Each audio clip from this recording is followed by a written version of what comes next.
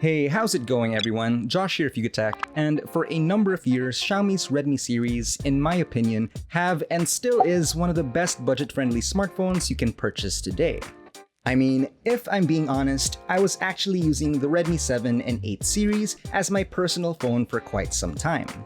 And yeah, they still work pretty well, albeit a little sluggish, but they are definitely still capable daily drivers. And here we are today with the latest one on the shelf, the Redmi 10. We're gonna see what's in the box, as well as give our quick first impressions about this device. So without further delay, let's go ahead and get started.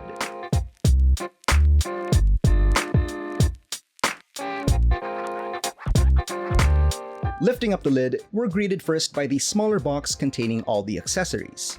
Inside contains your SIM ejector tool, your usual paperwork such as the quick start guide, a safety information pamphlet, and a warranty card, and of course, the included clear jelly case protected by some plastic. Now below that, we get the phone itself. Let's just set that aside for now. And finally, at the very bottom, the USB-C cable and the power brick rated at a maximum of 22.5 watts. At first glance, this does look a lot like the Redmi Note 10 that was launched a few months back, except with a few subtle changes. Now, Redmi is calling this particular one carbon gray, but there is also one in pebble white for a cleaner look, as well as sea blue, which seems to be the only one with a holographic finish. It's a fairly simple design, with the quad camera module being its biggest highlight.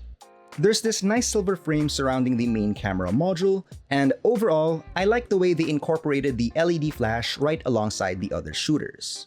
On the left is nothing but your dual card tray with a provision for expandable storage, while on the right sits the volume rocker keys and the power button that also doubles as a side-mounted fingerprint scanner.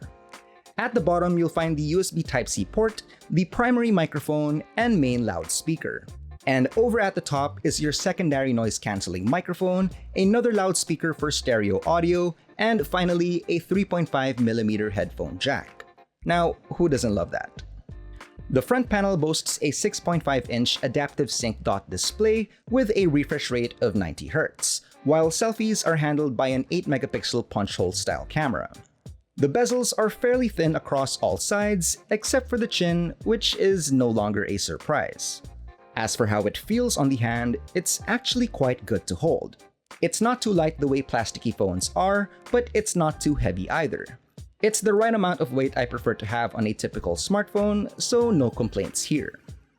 Underneath the hood, the Redmi 10 is packed with a new MediaTek Helio G88 CPU, paired with an ARM Mali G52 MC2 GPU, comes with 4 or 6 GB of RAM, and either 64 or 128 GB of internal storage. Running the software department, on the other hand, is MIUI 12.5 based on Android 11. The battery is similar to its predecessor at 5000 mAh, has support for 18 watts charging, and apparently has 9 watts reverse charging as well. We'll be testing its battery life in our full review, so stay tuned for that. Taking a closer look at the main cameras though, again, it's a quad shooter with the highlight being its 50-megapixel main sensor, followed by the usual 8-megapixel ultrawide, 2-megapixel macro, and a 2-megapixel depth sensor. And since we're already here, check out some of these sample shots that we took.